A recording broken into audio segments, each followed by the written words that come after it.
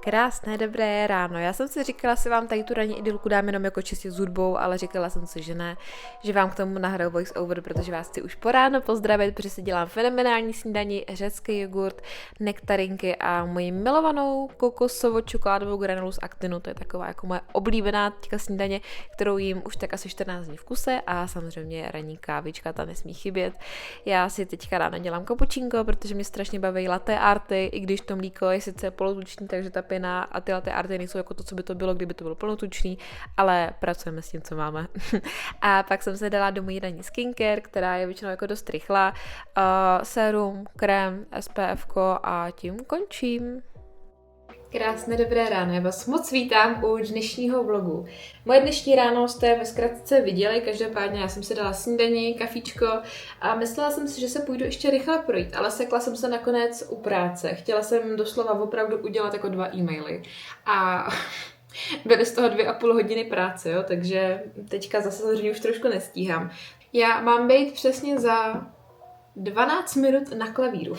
Jsem ještě v pyžámku, teďka jsem ještě jako vůbec nepřevlečená, nenamalovaná, ale naštěstí já tady jsem si našla hodiny klavíru doslova ve druhém vchodě v jiném paneláku, takže jsem tam jakoby za 2 minuty, jo, se nemusím jako stresovat, ale už nestíhám tím pádem procházku, ani vás moc nestíhám přivítat, já se teďka jenom maličko namaluju, trošku jako make-up tvářinku, zafixu si obočí a běžím.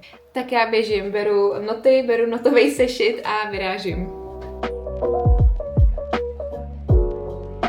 K tomu, co nás dneska čeká. Já jsem tady ten vlog chtěla zaměřit jako na dávání si života dohromady ve smyslu úklid, chci si dát dokupy kosmetiku, oblečení, zacvičit si, udělat si přeliv, obočí, taková jako péče o sebe. Každopádně ta péče o sebe začíná i tím, že splním veškeré své povinnosti. Dneska je pátek a já za chvilku vyrážím do skladu, potřebuji tam odvízt nějaké poukázky, plus tam chci udělat i nějaký content na akci, která nám začíná v pondělí. S tím, že až se vrátím, tak potřebuju ještě právě doručit agenturám veškerý obsah do výkonu, který právě půjde na tu akci jako v pondělí ven, ale musí být už dneska hotovej, aby to mohli už jako dopředu nasadit.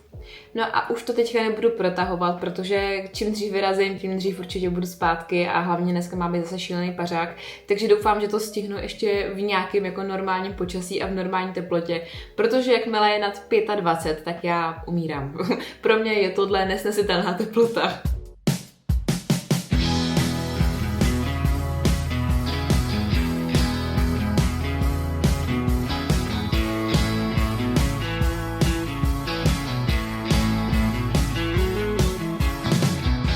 Skies so blue past the evergreen.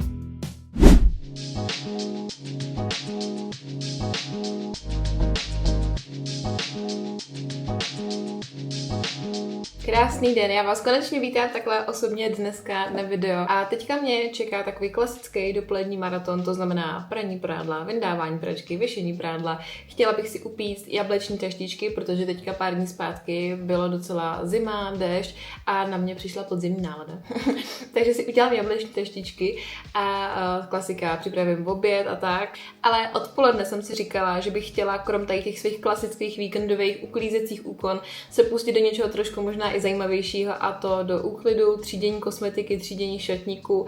Potřebuji si tady celkově jakoby ten svůj prostor dát trošku dokupy, protože jsem měla teďka šílený schon, měla jsem prostě státnice, a teďka jsem doháněla ještě práci po těch státnicích a mám pocit, že prostě to tady zůstalo takový jako nedotknutý už tak asi 4 měsíce a přicházím to, že prostě kosmetika jakoby jakž takž srovnaná, ale mám špinavý obaly, mám špinavý štětce opět, takže bych si potřebovala tady jako ten svůj prostor udělat takový jako příjemný. Zároveň si chci naplánovat i videa na příští měsíce, nebo si udělat jako v tom takový pořádek, mám takový jako diář jako růžový, kam si to všechno plánuju.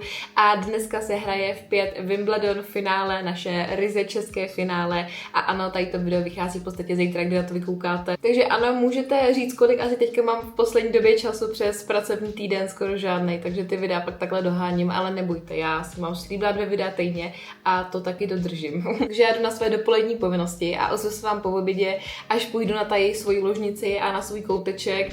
Taková klasika vyndávání a věšení pračky, to vždycky za sobotu udělám tak 4krát a tím, že venku teplo, tak to všechno krásně schne. Pak jsem si dala procházku a dala jsem si do pečení.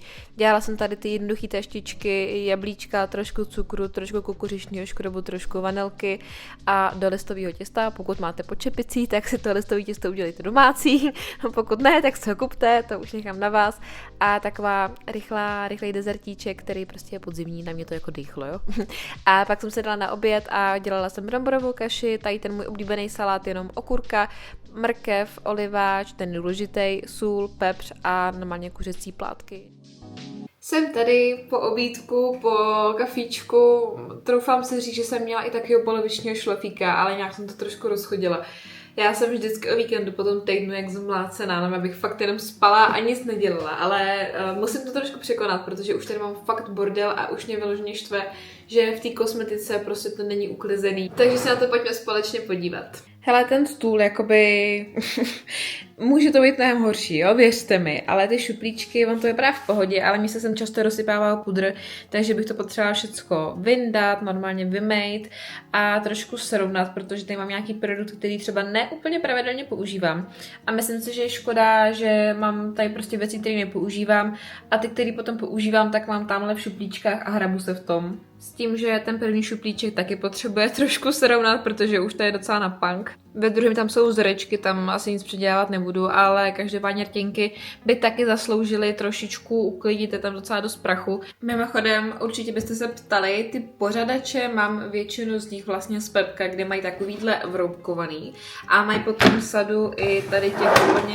obyč průhledných nevroubkovaných. A jsou praktický, mám je už podle mě tak nevím 2-3 roky a drží úplně krásně.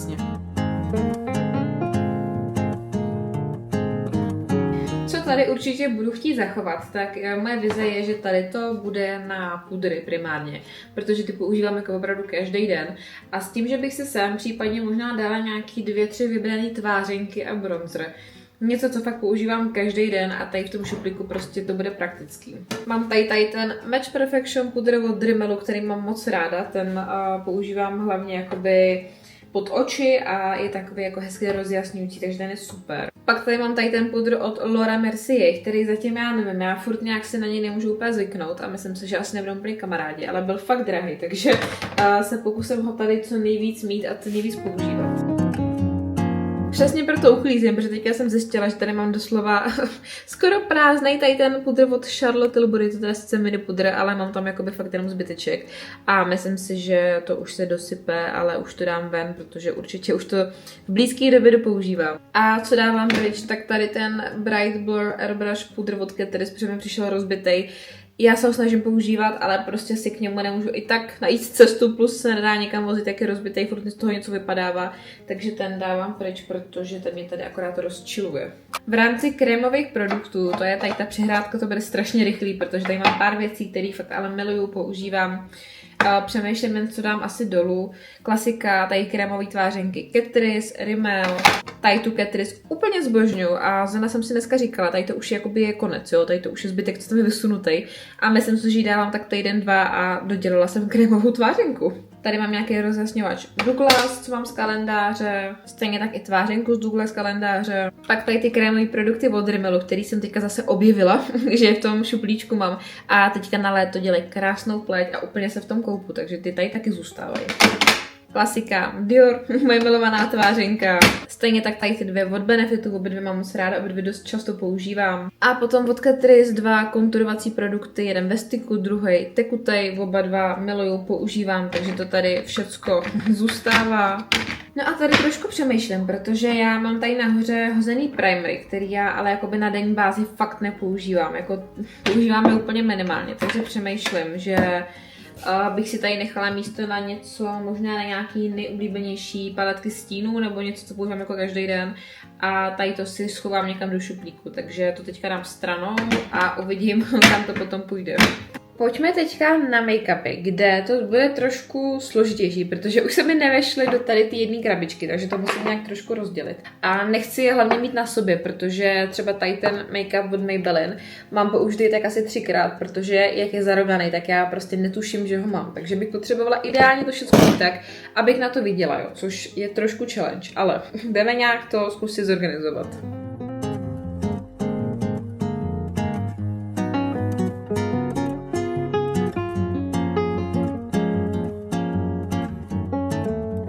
Tady ten korektor očividně vytek do víčka. A vypadá to, že ale stejně už jsem na konci, takže to vypadá, že asi je hotovo. Jo, už to jde nějaká jenom voda. Očividně už se ten korektor jakoby totálně dodělal, takže tady to asi je konec. Teď jsem se dostala k řasenkám a jsem úplně mile překvapená, protože jich mám strašně moc otevřených a potřebovala bych je nějak sdělat. Takže si to asi zkusím rozdělit, že sem si dám asi nejpoužívanější řasenky a možná oční linky. A tady vedle si dám nějaký méně používaný, ale zase, aby to nebylo všechno na sobě, abych ty řasenky co nejvíc viděla, že je musím používat. Tady ty dvoje linky dávám pryč, protože oboje dvoje už jsou vyschlý, tady ty dermakolí tigrovaný a potom tady ty nějaký Essence super Tiny Link, takže to všechno jde do krabice spotřebovanců. A jsem ráda, že aspoň něco se mi daří spotřebovávat a že to jsou právě černé linky. Takže šuplíčky by byly. Nakonec jsem se rozhodla, že to nebudu nějak tady o něco doplňovat.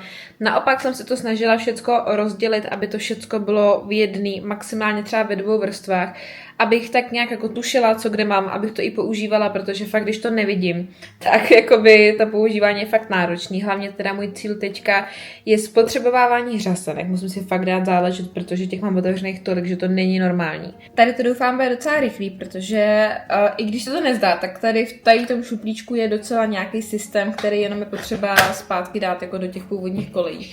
Ale problém je, že mě to přestává bavit, což je můj prostě totální problém jako vždycky, že se do všeho strašně nadchnu a pak mě to v půlce přestane bavit, ale já to potřebuju dotáhnout, protože jsem fakt nešťastná z toho, jak to teďka vypadá.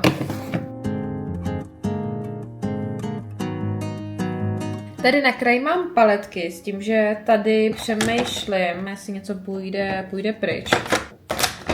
Ale spíš asi ne, protože tady většinu z toho buď používám, anebo si nechávám jakoby fakt nostalgicky třeba tady moji Urban Decay paletku, která je prostě překrásná. A takže to si tady asi všecko nechám. Ale sem teďka přijdou srovnat zpátky tvářenky, kdy naštěstí musím s klidným srdcem říct, že já ty tvářenky zvládám používat jako fakt skoro všechny, protože jsem se prostě v tvářenkách strašně našla a to jsem roky je nepoužívala. A kdo mě sledoval ještě na starém kanále, ještě úplně jako na začátku, tak ví, že jsem prostě chodila bílá jak smrtka, jenom s bronzerem, totálně vykonturovaný, nabronzovaný obličej a že tvářenka bylo sprostý slovo a teďka se v nich doslova můžu koupat. Tady třeba jako rozhodně, kdybych měla říct nějaká méně oblíbenější, tak je to 100% tady ta od Kika. Tu úplně zbožňuju a nosím jako fakt často. A moc mě baví i tady ta od Kylie, ta je taky super. Tuhle od Macu tu taky úplně zbožňuju. A samozřejmě úplná klasika od Maria, mimochodem Mario má fakt fantastický produkty. Mám pocit, že jako skoro všechno, co od něj mám, tak mě vždycky sedlo a mají prostě krásné ty tvářenky. I bronzery, všechno mám moc ráda.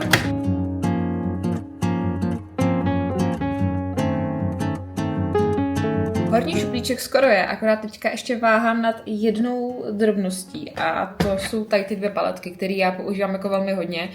Mario na oči a tady ta Tarte jako tvářenková na obličeji, což taky asi můžete říct. A obě 2 bych potřebovala mít takhle nějak jako položený nahoře, protože po nich sahám často, ale může tam ležet jenom jedna, takže teďka mám trošku dilema, možná teda jednu strčím někam dolů. Přemýšlím, jestli nemám ještě místo někde nahoře, ale už spíš ne, no. Takže, musím se asi rozhodnout, no, tak asi půjde tady ta dolů, ta tvářenková, protože to Mario, s tím si ty oční stíny fakt dělám jako úplně pravidelně. Ale jinak tak ten šuplíček, ačkoliv třeba nevypadá úplně zorganizovaně, tak má svůj systém. První chlíveček, který tam vložím, jsou rtěnky, který mají většina z nich hranatý obaly, což je geniální, protože mi to krásně sedí do těch pořadačů. Tady mi ještě jedna chybí, nějakou tam potom asi ještě dám, ale zatím takhle.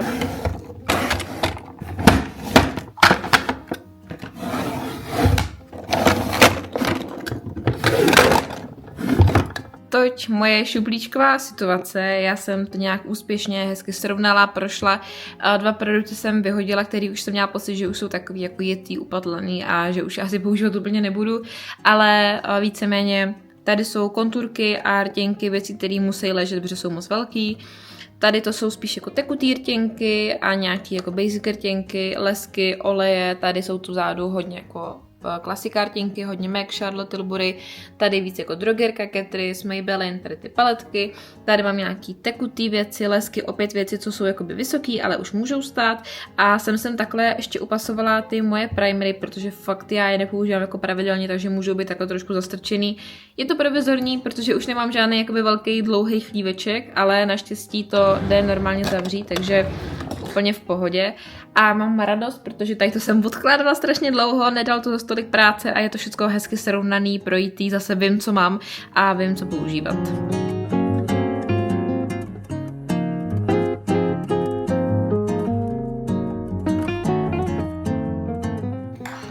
Jak poznáte, že je víkend, dávám si 3. kafičko naprosto bez výčitků, protože vím, že ho nepiju, nebo takhle, jako bych sem chcípla, jo, a to jsem taky s vámi chtěla probrat. Já vůbec nevím, čím to je, jestli tím, že mám fakt teďka strašně náročný týdny a o víkendu to na mě kdyby padne, a nebo jestli tím počasím, že prostě se to furt mění, že je 40, pak prostě je 15, prší, pak zase je 30, že moje tělo už jakoby nezvládá ty rozdíly.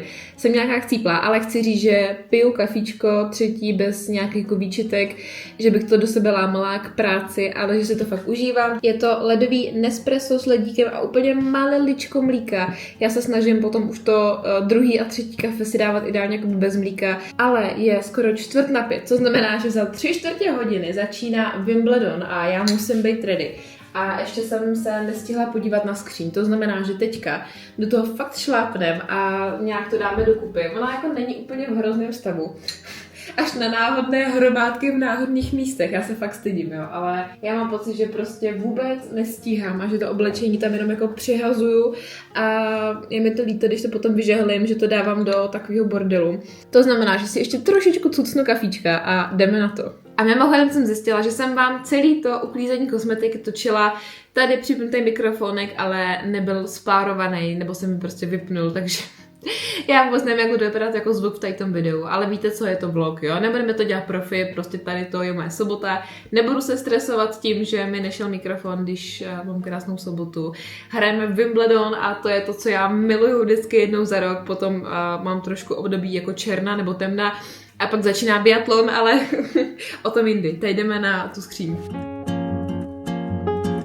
Chci vám dát update k tady té saténové sukni, pokud jste někdo sledoval moje podzimní třídění šatníků a outfity, tak já jsem ji původně chtěla dát pryč, protože to vůbec nebyl můj styl a já jsem teďka ji začala nosit s mojí bílou novou halenkou a už jsem ji tady to léto měla na sobě minimálně 5krát, což já považuji za malý osobní úspěch a vítězství, že jsem se k tomu trošku dokopala a nenosím furt jenom kalhoty, ale i trošku víc jako sukně, šaty a tak, takže update a motivace pro vás, že pokud máte taky něco, co vám takhle dlouho leží, zkuste si to vzít na sebe a zkuste to vyníst a uvidíte, že možná se do toho prostě zamilujete.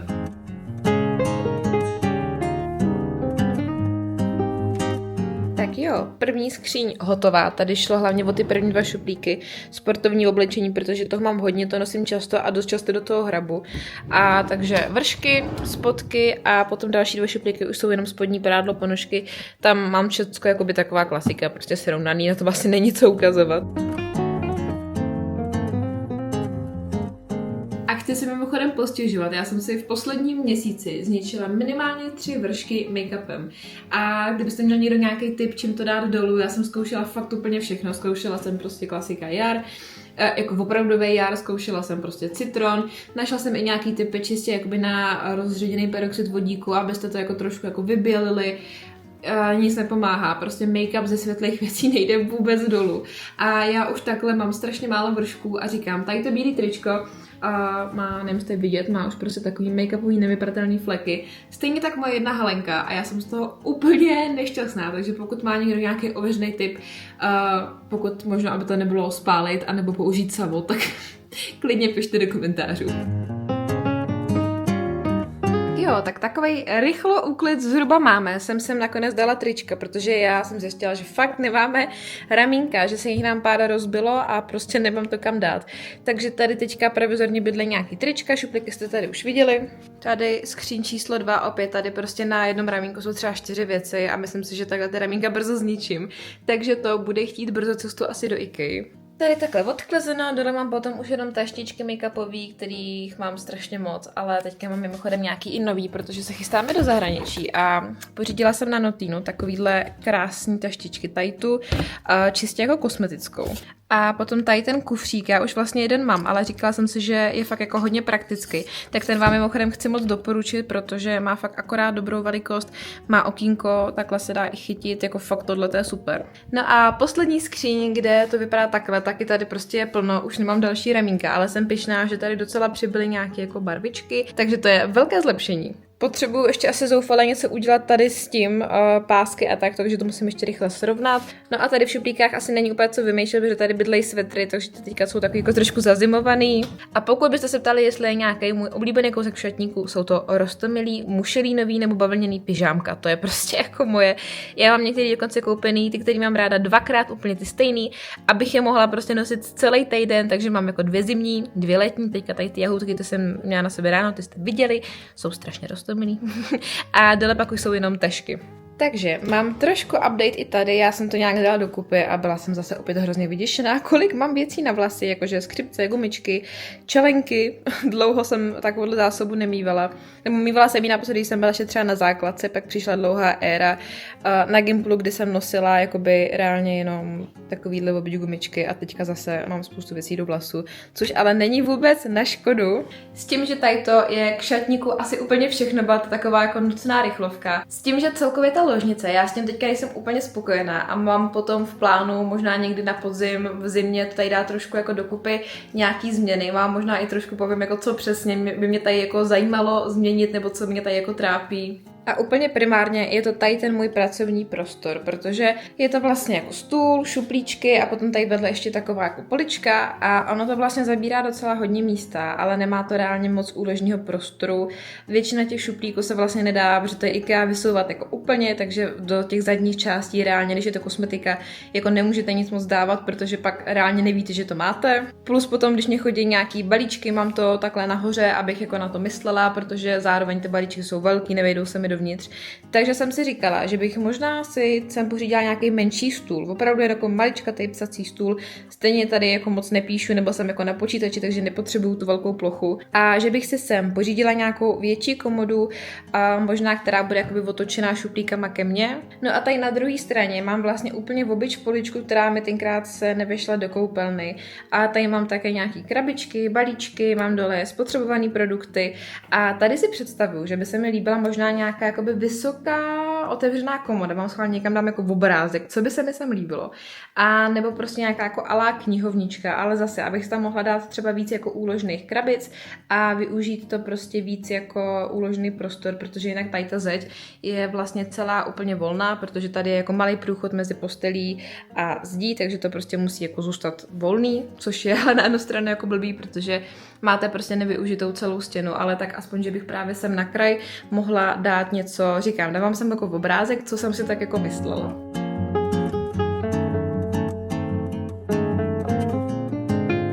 Lidičky, právě se dohrála Wimbledon. Já jsem se rozhodla, že dneska už se půjdu jenom projít, emočně se trošku stabilizovat a že tady ten vlog tady teďka ukončím. Kdo jste koukal na Wimbledon, schválně mi napište, určitě věřím, že spoustu z vás. Jakože bylo to hrozný. Já jsem si říkala, jaká to bude pohodička, že máme 2 Češky, že zlato je prostě jakoby jistý, že se to strašně užiju, ale já jsem vůbec nevěděla, komu fandit. Protože mám holky ráda v obě, takže jsem vždycky fandila chvilku která vyhrávala a pak mi za sebou líto ty druhý a teďka jakoby předávání cen a proslovy jsem totálně obulela, jako já tady měla úplný záchvat, prostě šílenost, takže jsem teďka emočně trošku nestabilní. A říkám, potřebuji se projít a asi už dneska vlog ukončím. Sestříhám se v klidu potom videjko a myslím si, že se uvidíme příště, až budu zase trošku více stabilní. No tak jo, to už ode mě opravdu úplně všechno. Mějte buď krásný zbytek víkendu nebo jakýkoliv jiný den, kdy na mě koukáte a těším se na vás příště u dalšího videa. Ahoj!